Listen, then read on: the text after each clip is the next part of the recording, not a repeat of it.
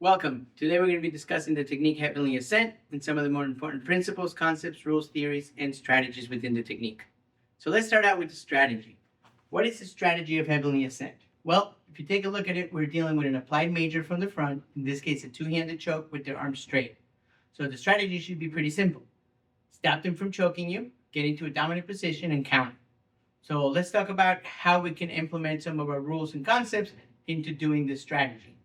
So rule number one is to establish a base. So as they begin to apply the choke, the first thing we want to do is to get into a good stance. Now, we have a general rule that anytime we're between the hands, we want to start controlling their height zone. So the way we're going to do that is by trying to do this elbow under their chin. Now, this is going to bring in our first concept, priorities or considerations. Keep in mind, we are dealing with a choke. So it is more important to start alleviating this choke because this potentially can cause death rather than starting to obey some of those rules like controlling their height zone. So what I mean by that is when we establish our base, our first priority or our first consideration should be to remove their arms off of us. The way we're going to do that is by creating a wedge and striking upward using gravitational opposition. So it should go this way. Secondarily, we're going to try to do the elbow to start controlling their height zone and using that rule. But keep in mind that this is a weapon of availability, which means I may be too short, I may be out of range, he may be too tall. There's a lot of things to consider that may or may not allow me to do this elbow to start implementing that rule. But that's okay. Again, this is a weapon of availability. If it's available, do it. If it's not, don't bother. Don't try to force it. Remember, the consideration or the priority should be to remove the arms off of you. So I don't want to sacrifice this move for trying to do this elbow because then I, again, have to worry about dying. So the idea is to clear the arms, and then if I get the elbow or not is irrelevant because we're going to control the height zone with the follow-up maneuvers. But before we do the elbow, let's talk about a principle, the outer rim principle. So what that means is we have an oval shape from eyebrow to groin, from shoulder to shoulder. We do not want to go outside the outer rim. So when I clear the arms, I don't want to keep going up because this can potentially cause a pass line on a vertical, and we're going against economy of motion. So remember, we don't want to waste any movement. So right now, my arms are going up before they come down. That's wasted motion. We could also do this on a horizontal, where I can come up and then rotate, where again, I've created a pass line and I've pulled my hands back before able to move them forward. So, and that could also be done without the rotation, but with just me pulling my arm back, which would be making a cocktail motion. Again, wasted motion and creates a pass line.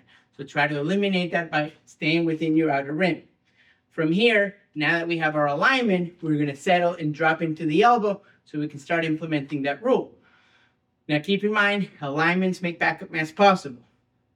Backup mass vertically is basically gravitational marriage. So what we're trying to do is align our weapons correctly so that we can use our mass effectively to deliver our strikes.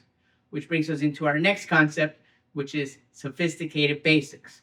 So what does that mean? It's when you take a basic maneuver and use it to get multiple effects. So rather than doing a punch where I only get one strike, we are doing a single maneuver, but getting two effects out of it. In this case, the downward diagonal elbow and the downward back knuckle. So instead of doing them as 1, 2, we're doing it all as one move, but it's getting both effects. Now keep in mind, I'm not hitting him in the face because I'm looking at you guys and I don't want to accidentally hit him in the nose, but the idea is to hit to the body and then to the bridge of the nose. This is done with the right arm, using the arm from one end of the weapon to the opposite. Then it's demonstrated in a smaller version using just the hand, using the heel of the palm and then the fingertips with the follow-up maneuver using the heel palm and the claw. And again, this should not be done as a heel pump and then a claw. It should all be done as a sophisticated basic where it's one maneuver with multiple effects. You're getting the effect of the heel pump and the claw. So once again, we get our alignments, we get our turn, we get all that. So now we reverse this. We do the eye poke into the eyes, and then we do the half fist into the throat. So this brings in a couple concepts. Margin for error. If you notice, we're separating the fingers, both for the claw and for the eye poke. This is done both horizontally for the poke and vertically for the claw to give us more margin for error.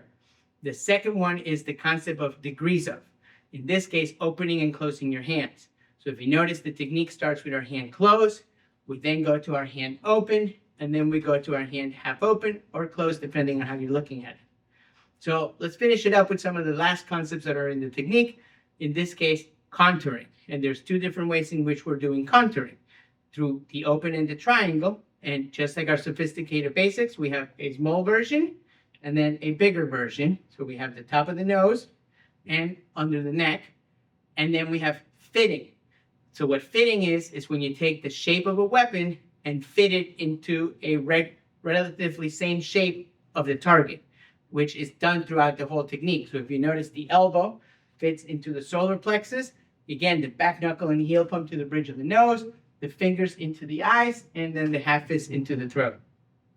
So now that we talked about some of those principles, concepts, rules, and strategy, let's demonstrate what it would look like. Up. We hope this video helps you understand the American Kenpo system a little bit better. Thank you very much.